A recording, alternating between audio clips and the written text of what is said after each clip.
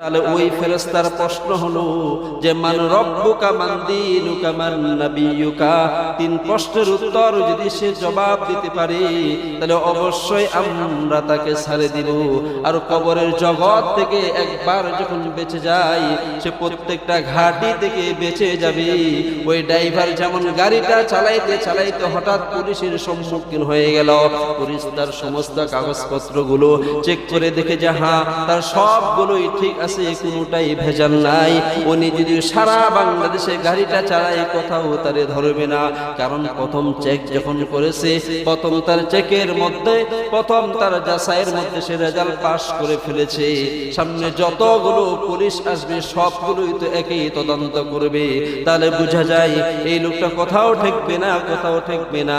আল্লাহ বলে রে গোলাম, দুনিয়ার জমিনে তোমারে পাঠাইলাম, ঈমান আর আমলটাকে যদি ঠিক করতে পারো, কবরের জগৎ থেকে যদি একবার বেঁচে যেতে পারো, তাহলে একবারে বেঁচে গেলে যতগুলো সামনে পথ রয়েছে কোথাও তুমি আটকাবা না, কোথাও তোমাকেও আটকে রাখবে না, সবগুলো ঈমান আর আমলের বদলতে পার হয়ে যাবা।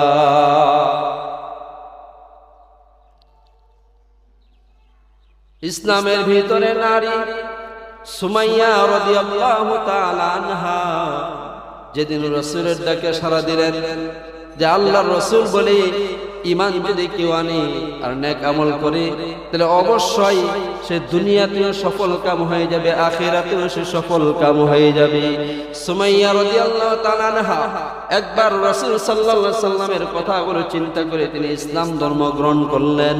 গ্রহণ করার পরে কাফির মুশরিক বেঈমান ইহুদি নাসারা সবাই জানতে পায় যে সুমাইয়া নাকি ইসলাম ধর্ম গ্রহণ করেছে। শুধু সুমাইয়া ইসলাম ধর্ম গ্রহণ করে নাই, গ্রহণ করে থামে নাই, সুমাইয়া বলে যে মুহাম্মদের প্রতি ঈমান এনেছি, যে আল্লাহর প্রতি ঈমান এনেছি, যে কোরআনের প্রতি ঈমান এনেছি, যে ইসলামের প্রতি ঈমান এনেছি, যে ফেরেশতাদের প্রতি ঈমান এনেছি, আমি সুমাইয়া ইসলাম ধর্ম গ্রহণ করা পর্যন্তই থেমে গেলে এখানে ইসলাম ধর্মটা পরিপূর্ণভাবে গ্রহণ করা হবে না।